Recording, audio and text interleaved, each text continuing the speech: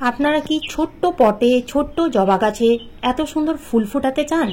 যদি চান তাহলে আজকের ভিডিওটি অবশ্যই দেখতে হবে। নমস্কার বন্ধুরা, আমি সোনালী আর আপনারা দেখছেন সোনালীজ গার্ডেন। গাছ করতে গেলে বড় বড় দামি দামি পট কিনতে হবে কিংবা গাছ কিনে আনতে হবে এমন কোনো কথা নেই।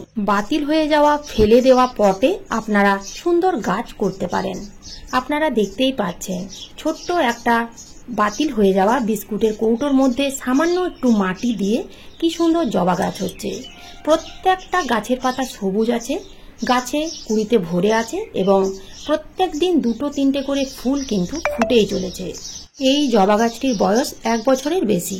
কোনো রকম ডাল কাটাই ছাটাই না করে বা রিপোর্টিং না করে কিন্তু সুন্দর ফুল দিয়েই যাচ্ছে। আপনারা যদি এই রকম ছোট পটে ছোট গাছ করতে চান তাহলে করতে পারেন। আপনারা জবা গাছের ডাল থেকেও সুন্দর চারা তৈরি করতে পারেন কিংবা কলম করেও চারা তৈরি করতে পারেন। সেই গাছ থেকে খুব সহজে ফুল পাওয়া যায়।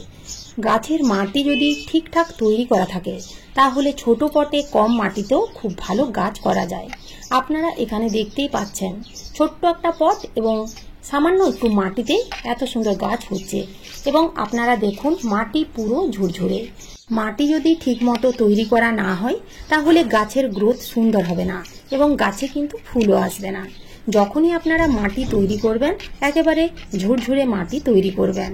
গাছের মাটিতে জল দেওয়ার সাথে সাথে অতিরিক্ত জল যেন ড্রেনেজ হোল দিয়ে বাইরে বেরিয়ে যায়।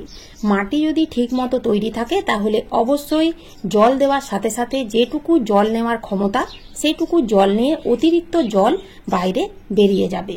টবের ড্রেনেজ সিস্টেম কিন্তু সুন্দরভাবে তৈরি করে নিতে হবে। টবের ড্রেনেজ সিস্টেম যদি ঠিকমতো তৈরি না করা হয় তাহলে গাছের মাটি যতই সুন্দর তৈরি করুন না কেন, জল যদি টবের মধ্যে বা পটের মধ্যে জমতে থাকে তাহলে গাছ রুট রট হয়ে মারা যাবে। তাই অতি অবশ্যই আপনাদের ড্রেনেজ সিস্টেম ঠিকভাবে তৈরি করা আছে কিনা সেদিকে কিন্তু লক্ষ্য রাখতে হবে।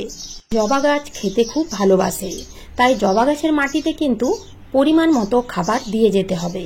প্রত্যেক মাসে একবার করে গাছের মাটিতে মিশ্র জৈব সার দেবেন এবং 10 দিন অন্তর কিংবা প্রত্যেক সপ্তাহে একবার করে যে লিকুইড খাবারগুলো তৈরি করা দেখায় সেই খাবারগুলো দিয়ে যাবেন, তাহলেই হবে। এছাড়াও মাঝে মধ্যে আপনারা গাছে কীটনাশক স্প্রে করবেন, কারণ জবা গাছে মিলিবাগ, জাপ পোকা এই ধরনের পোকাগুলো বেশি অ্যাটাক করে। এই পোকাগুলো যদি গাছের মধ্যে থেকে যায় তাহলে গাছে বিভিন্ন ধরনের সমস্যা দেখা দেবে, যেমন কুড়ি ঝরে যাবে, গাছের পাতা কুঁকড়ে যাবে, গাছের গ্রোথ কমে যাবে।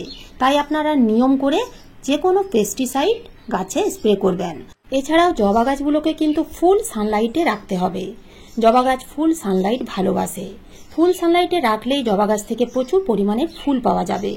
জবা গাছে এইটুকু পরিচর্যা করলে আপনারা কিন্তু ছোট পটে ছোট গাছে ফুল ফোটাতে পারবেন। ছোট পটে ছোট গাছে ফুল দেখতেও সুন্দর লাগে এবং জায়গাও কম লাগে। তো এই ছিল আজকের আমার এই ছোট্ট ভিডিওটি ভালো লাগলে একটা লাইক অবশ্যই দেবেন, কমেন্ট করতে ভুলবেন না। নতুন বন্ধুরা আমার চ্যানেলটিকে সাবস্ক্রাইব করে পাশে থাকার অনুরোধ রইল। ধন্যবাদ।